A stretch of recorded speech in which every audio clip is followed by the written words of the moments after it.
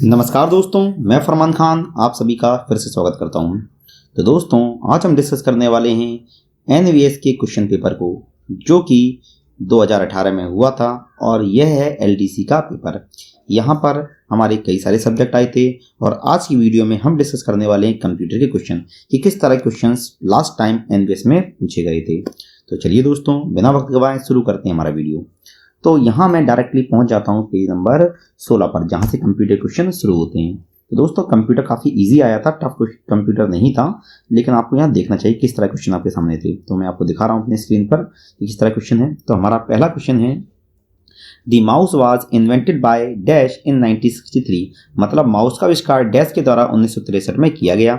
Dennis Ritchie, बिजार्ने Stroustrup, Charles Babbage और Douglas Engelbert. तो दोस्तों, जैसा आप यहाँ देख रहे हो, एक आंसर शीट है जहाँ पर आंसर लगे हुए हैं। तो यहाँ पर हमारा आंसर है डगलस सी एंजेलबर्ट। तो माउस के आविष्कारक डगलस सी एंजेलबर्ट माने जाते हैं। तो यहाँ पर हम क्या देख रहे हैं कि एक क्वेश्चन किसका आया हुआ, इनपुट डिवाइसेस का आया हुआ है। तो अगला क्वेश्चन क्या है? तो अगला क्वेश्चन है, निम्नलिखित में से कौन सी बीजगणितीय फलन नैंड गेट को दर्शाता है? नैंड मतलब नॉट एंड। एंड अगर हम बात करें तो एंड का मतलब होता है कि जो दो आप इनपुट दे रहे हैं वो मल्टीप्लाई हो जाएंगी। मतलब एक्स और वाई इनपुट देंगे तो क्या हो जाएगा, वो एक्स और वाई की जगह एक्स डॉट वाई या एक्स वाई हो जाएगा। नेट एंड मतलब नॉट एंड। तो नॉट एंड को हम नॉट को किससे दिखाती हैं? तो हम बार से दिखाती हैं, डैश से दिखाते हैं। तो नैंड मतलब नॉट एंड। तो अगर हम इनपुट दे रहे हैं एक्स और वाई, तो एंड से क्या हो गया, एक्स वाई हो गया, और नॉट की वजह से डैश लग गया। तो यहाँ पर हमारा हो गया f equal to x y dash. आप इसको याद रखना, ये हमारा कहाँ से है? ये हमारा आया हुआ है गेट से, लॉजिक गेट। तो लॉजिक गेट हम फिजिक्स में भी पढ़ते हैं और कंप्यूटर के अंदर भी पढ़ते हैं। तो लॉजिक गेट का एक क्वेश्चन आपको दिया था पिछली बार। तो चलिए अगला क्वेश्चन देखते हैं हम। तो हमारा अगला क्वेश्चन क्या है, माइक्रोसॉफ्ट वर्ड डॉक्यूमेंट में टेक्स्ट को जस्टिफाई करने के लिए कौन सी शॉर्टकट की का प्रयोग किया जाता है? तो यहाँ पर है control plus R, control plus J, control plus S और कंट्रोल प्लस 1। तो दोस्तों, हम सभी जानते हैं कि जस्टिफाई करने के बारे में बात की गई है। किसके बारे में बात की गई है? जस्टिफाई करने के बारे में। और जस्टिफाई करने के लिए हम सभी इस्तेमाल करते हैं किसका? कंट्रोल प्लस जे। तो यहाँ पर आंसर क्या लगा हुआ है? 2, कंट्रोल प्लस जे। तो चलिए दोस्तों, देखेंगे अब हमारे अगले क्वेश्चन को। तो यहाँ आप क्या देख रहे हैं, एक क्वेश्चन एमएस वर्ड की शॉर्टकट की का गया। अगला क्या है, which of the following tool is used to convert hand drawn images into a format suitable for computer processing. मतलब निम्न में से किसका इस्तेमाल हाथ से ड्रॉ की हुई इमेज को कंप्यूटर में क्या करना है, दिखाने के लिए करते हैं? तो होता क्या है, अब यहाँ पर हमसे क्या पूछा हुआ है, इनपुट के बारे में पूछा हुआ। तो जॉयस्टिक का इस्तेमाल नहीं करते, गेमिंग के लिए करते हैं। तो यहाँ पर हमारा कार्ड रीडर और लाइट पेन दोनों का इस्तेमाल नहीं किया जाता। तो यहाँ होता हमारा डिजिटलाइजर। तो दूसरा क्वेश्चन है ये इनपुट डिवाइसेस से। तो दोस्तों, इनपुट से दो क्वेश्चन आपको आए थे, अभी तक तो हमने ये देख लिया। तो डिजिटलाइजर क्या होता है? डिजिटलाइजर एक ऐसा इनपुट डिवाइस होता है जो हाथ से बनी हुई चित्रों को स्क्रीन पर दिखाने में मदद करता है। क्या देख रहे हैं कि हाथ से बने हुए चित्रों को यदि हम स्क्रीन पर दिखाना चाहते हैं तो वहां पर हम किसका प्रयोग करते हैं? वह हम इस्तेमाल करते हैं डिजिटलाइजर का। इसलिए आंसर है 2। तो चलिए दोस्तों, अगला क्वेश्चन देखेंगे। अगला क्वेश्चन क्या है? तो अगला क्वेश्चन है, the continuous file allocation method suffer from. मतलब कंटिन्यूअस फाइल एलोकेशन की में क्या समस्या होती है? Blocking, internal fragmentation, external fragmentation, threshing. तो दोस्तों, आप यहाँ जो क्वेश्चन आप देख रहे हो, ये हमारे ऑपरेटिंग सिस्टम का क्वेश्चन है कि ऑपरेटिंग सिस्टम में ये चीज़ आती है कहाँ से? मेमोरी एलोकेशन में। अगर आप मेमोरी मैनेजमेंट पढ़ेंगे तो वहाँ पर ये चीज़ मिलती है कि मेमोरी एलोकेशन दो तरह का होता है, कंटिन्यूअस मेमोरी एलोकेशन और नॉन कंटिन्यूअस मेमोरी एलोकेशन। और दोनों की अपने अपने फायदे, मतलब प्रो एंड कॉन्स हैं कि इंटरनल के अलग हैं और एक्सटर्नल के अलग हैं। अगर आप लोग चाहेंगे तो इसके ऊपर एक अलग वीडियो बनाई जा सकती है। अगर आप चाहते हैं तो आप मुझे कमेंट में बता दें। तो अब हम बात करते हैं कि भाई कंटिन्यूअस मेमोरी एलोकेशन कर रहे हैं तो क्या होगा? तो मेमोरी एलोकेशन की जो समस्या होती है हम बोलते हैं फ्रेगमेंटेशन, और कंटिन्यूअस की जो समस्या है वो होती है एक्सटर्नल फ्रेगमेंटेशन। तो यहाँ पर हमारा आंसर क्या हो जाएगा? तीसरा, एक्सटर्नल फ्रेगमेंटेशन। तो चलिए दोस्तों, अब हम देखेंगे हमारे अगले क्वेश्चन को। तो हमारा अगला क्वेश्चन क्या है? तुम्हारा अगला क्वेश्चन है, a file access method which allow programs to read and write record rapidly in no particular order. तो यहाँ ध्यान दीजिए क्या लिखा हुआ है, read and write record rapidly in no particular order. मतलब किसी एक निश्चित ऑर्डर में रीड नहीं करना है। तो अगर हम बात करें मेमोरी एक्सेस मेथड के बारे में, दो तरह के होते हैं। एक होता है डायरेक्ट एक्सेस मेथड और दूसरा होता है सीक्वेंशियली एक्सेस मेथड। अब डायरेक्ट एक्सेस मेथड को हम बोलते हैं रैंडम। तो सीक्वेंशियली में क्या होता है कि जब भी हम इन्फॉर्मेशन को रीड करेंगे तो एक प्रॉपर ऑर्डर में ही करेंगे, मतलब किसी को भी स्किप नहीं कर सकते। वहीं पर अगर हम बात करते हैं क्या रैंडम या डायरेक्ट, तो यहाँ पर हम क्या करेंगे कि हम अपनी स्पेसिफिक फाइल लोकेशन तक डायरेक्ट पहुँच जाएंगे। तो यहाँ पर हमारा आंसर क्या हो जाएगा? यह हमारा आंसर हो जाएगा रैंडम एक्सेस मेथड। तो आंसर है ए। तो चलिए दोस्तों, अब हम देखेंगे हमारे अगले क्वेश्चन को। तो हमारा अगला क्वेश्चन क्या है? प्रत्येक 8 बिट के लिए 128 वर्ड की क्षमता वाली एक रैम के लिए कितने एड्रेस बिट आवश्यकता होगी। तो यहाँ पर क्या बोला हुआ है कि रैम के इंटरनल स्ट्रक्चर के बारे में बात की गई है और हमसे क्या पूछा हुआ है, एड्रेस बिट पूछी हुई है, एड्रेस लाइन पूछी है और वर्ड लेंथ कितनी दे रखी है 128। तो 128 को लिख सकते हैं 2 to the power k।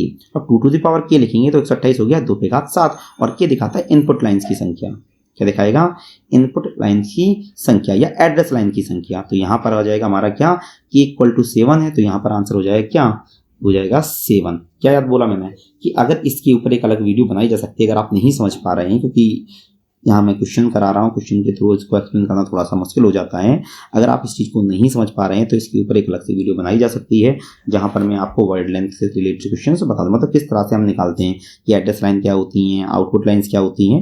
यहाँ पर क्या होगा, 128 को क्या लिख रहे हैं 2 पे घात 7 लिख रहे हैं और जो पावर आती है वही क्या निकल के होगा, वही होगा हमारा एड्रेस लाइन की संख्या, अगर हम ज़्यादा गहरे नहीं उतरे तो यहाँ पर आंसर हो जाएगा 7। तो चलिए दोस्तों अब देखेंगे हमारे अगले क्वेश्चन को। तो आप ये क्वेश्चन देख रहे हो, ये हमारे मेमोरी का है और ये है हमारे रैम की इंटरनल आर्किटेक्चर का। तो अब देखिए हमारा अगला क्वेश्चन, तो ये भी एक ऑपरेटिंग सिस्टम का क्वेश्चन है। दोस्तों आप क्या देख रहे हो कि ओएस के अभी तक हमारे कितने क्वेश्चन हो गए, दो इनपुट के हो गए, 2 ओएस के हो गए, एक हमारा किसका हो गया, मेमोरी का हो गया, एक दो मेमोरी के हो गए हैं। तो 2 क्वेश्चन तो मेमोरी के हो गए। अब ओएस देखते हैं, ओएस में क्या है, the system in which the CPU execute multiple job by switching among them, multiple job by switching among them, but the switch occurs so frequently that the user can interact with each program while it is running are called। तो इन्होंने क्या बोला कि एक साथ बहुत सारे program run कर रहे हैं, मल्टीपल जॉब्स रन कर रही हैं।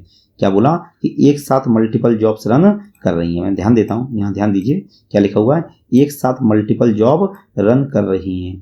क्या हो गया, एक साथ कई सारे जॉब रन कर रहे हैं। तो हम देखते हैं CPU execute multiple job, but हम यहाँ पर क्या कर रहे हैं, स्विचिंग कर रहे हैं और सारे के सारे काम एक साथ नहीं हो रहे, एक साथ बहुत सारे काम रन तो कर रहे हैं। तो इसके 2 आंसर हो सकते थे, या तो इसका आंसर होगा मल्टी प्रोग्रामिंग या इसका आंसर होगा टाइम शेयरिंग। अब मल्टी प्रोग्रामिंग ऑप्शन में दे नहीं रखा तो यहाँ बचता हुआ है हमारा क्या, time sharing operating system. OS एक बहुत महत्वपूर्ण टॉपिक है जो कॉम्पिटिटिव एग्जाम में काफ़ी बार पूछा जाता है। तो यहाँ पर भी हमने एक ओएस ऑप्शन देख लिया। तो चलिए दोस्तों अब देखेंगे हमारे अगला क्वेश्चन, ये भी हमारा सॉफ्टवेयर से रिलेटेड क्वेश्चन है। Which of the following is an example of system software, मतलब इनमें से कौन एक सिस्टम सॉफ्टवेयर का उदाहरण है। तो सिस्टम सॉफ्टवेयर के बारे में बात करें तो सिस्टम सॉफ्टवेयर बेसिकली हमारे 2 प्रकार के होते हैं, एक होता है लैंग्वेज ट्रांसलेटर और दूसरा होता है ऑपरेटिंग सिस्टम। अब लैंग्वेज ट्रांसलेटर में होते हैं असेंबलर, कंपाइलर, इंटरप्रेटर और ओएस तो आप सभी जानते ही हैं। तो वर्ड प्रोसेसर, स्प्रेडशीट, कंपाइलर और DBMS, इनमें से कौन सा आपका सिस्टम सॉफ्टवेयर का उदाहरण है। तो इनमें से कंपाइलर है, एक लैंग्वेज ट्रांसलेटर है और लैंग्वेज ट्रांसलेटर होने की वजह से उसका आंसर वो क्या है, हमारे सिस्टम सॉफ्टवेयर का हिस्सा है। तो चलिए दोस्तों यहाँ पर आंसर हो जाएगा हमारा 3रा। तो चलिए दोस्तों अब देखेंगे हमारे अगले क्वेश्चन को। तो अगला क्वेश्चन क्या है, निम्नलिखित में से कौन सी शॉर्टकट की का उपयोग माइक्रोसॉफ्ट एक्सेल में पिछली वर्कशीट को मूव कराने के लिए किया जाता है। मतलब हम पिछली वर्कशीट पर जाना चाहते हैं तो हम क्या करें, तो पिछली वर्कशीट पर जाने के लिए हम इस्तेमाल करते हैं कंट्रोल प्लस पेज अप। किसका इस्तेमाल करते हैं, कंट्रोल प्लस पेज अप। तो यहाँ पर हमारा आंसर हो जाए control plus page up answer हो जाता है। तो चलिए दोस्तों अगला देखते हैं। तो अब अगला हमारा जो क्वेश्चन है ये भी हमारे क्या, मेमोरी आर्किटेक्चर से रिलेटेड है। कहाँ से, memory architecture. A ROM consists an input line and m output line and each bit combination of input variable called n। अब क्या बोला हुआ है कि n इनपुट लाइन है और m क्या, output line. Each bit combination of input variable, तो इनपुट वेरिएबल को हम क्या बोलते हैं, तो इनपुट वेरिएबल को हम बोलते हैं एड्रेस लाइन और आउटपुट वेरिएबल को बोलते हैं डाटा लाइन्स। तो यहाँ पर हमारा आंसर हो जाएगा बी एड्रेसेस। तो यहाँ आंसर हो जाएगा बी।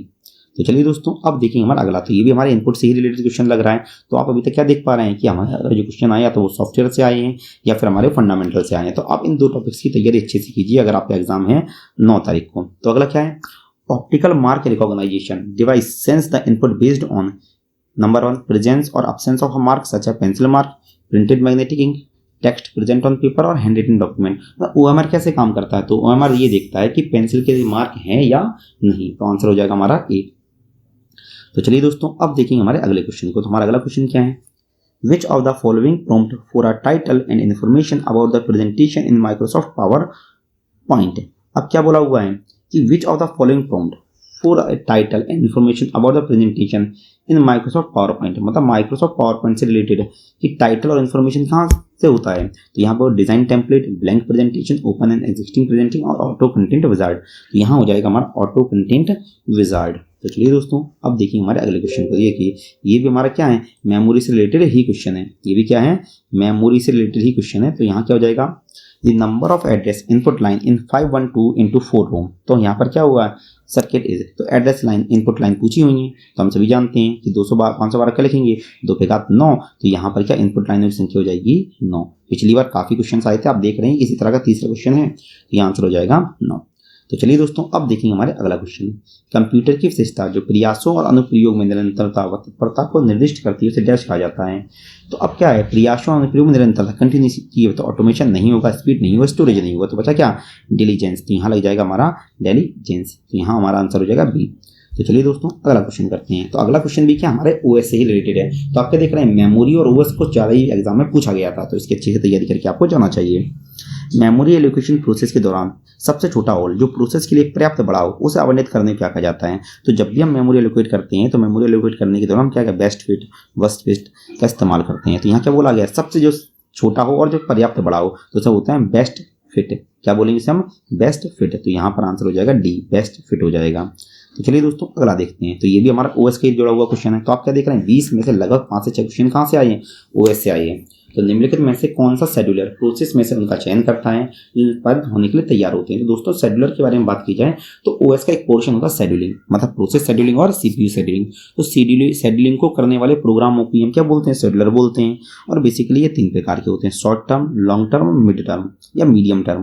तो क्या बोला हुआ है, निम्नलिखित में कौन सा शेड्यूलर प्रोसेस में से उनका चयन करता है, मतलब कौन सी प्रोसेस एग्जीक्यूट होने के लिए रेडी है या नहीं, इनका चयन कौन करता है। तो इसका आंसर होता है हमारा शॉर्ट टर्म शेड्यूलर। क्या होगा, शॉर्ट टर्म शेड्यूलर। तो यहाँ आंसर हो जाएगा हमारा बी। तो चलिए दोस्तों अगला देखते हैं। तो ये भी हमारे ओएस से जुड़ा हुआ ही क्वेश्चन है। तो निम्नलिखित में से कौन सा एक सिग्नल किसी घटना के होने के बारे में प्रोग्राम को सूचित करता है। तो अगर ओएस के बारे में अगर हम बात करें तो ओएस में सिग्नल कौन होता है, तो इंटरप्ट हैंडलर नहीं होता, सॉफ्टवेयर नहीं होता और हार्डवेयर भी नहीं होता। तो बचता क्या, इंटरप्ट। तो कोई भी घटना होने वाली है इसके बारे में सूचना कौन देता है, इंटरप्ट देता है। अब इंटरप्ट बहुत कुछ अलग भी है जो आपको किसी दूसरी वीडियो में आपको समझा दूंगा। तो अगला क्या है, ये भी हमारे वर्ड का सेकंड क्वेश्चन। माइक्रोसॉफ्ट वर्ड के निम्नलिखित में से कौन सा विकल्प चयनित टेक्स्ट फॉर्मेटिंग को बार बार लागू करना है। तो चयनित टेक्स्ट फॉर्मेटिंग का इस्तेमाल बार बार करना है, तो इसके लिए हम इस्तेमाल करते हैं फॉर्मेट पेंटर का, जो कि ऑप्शन डी में दिया हुआ है। और अब हम बात करेंगे हमारे आखिरी क्वेश्चन। तो एक्सेल का एक ही क्वेश्चन है। यदि माइक्रोसॉफ्ट एक्सेल वर्कशीट में D1 से D6 में 1, 2, 3, 4, 5, 6 के मान है तो D8 में क्या लिखा, सम D1 D7। तो अगर D1 से D7 दिया, C7 में कुछ दिया नहीं तो उसको 0 मान लेंगे और बाकी सारी वैल्यू को जोड़ देंगे। तो 6, 5, 11, 4, 15, 3, 18, 2, 19 और 1 कितने हो गए, 6, 5, 11, 11, अच्छा 14, 15, 16, 17, 18, 19, 20 और यहाँ पर आंसर कितना दे रखा है, 21।